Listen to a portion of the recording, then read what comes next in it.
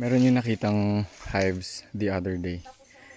Kaso nga lang yung binalikan nila, wala na yung mga bees. Na-abandon na yung hive dahil inatake sila ng mga wasp, no? Mga peste ng mga bubuyog.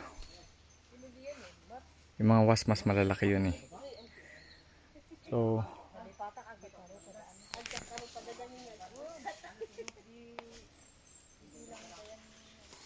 nailayo man, no?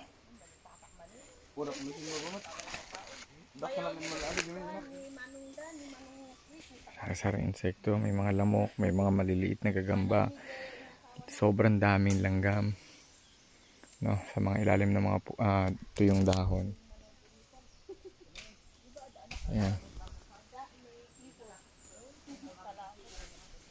Chinecheck pa nila sa baba.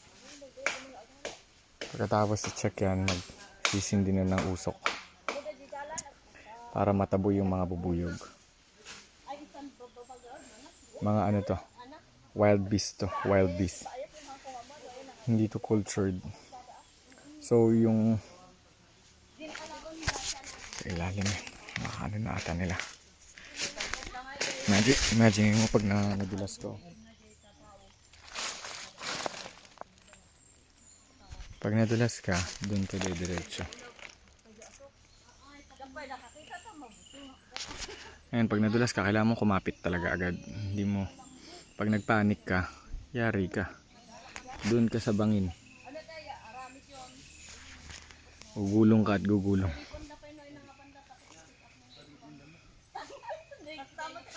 Ang dami insekto.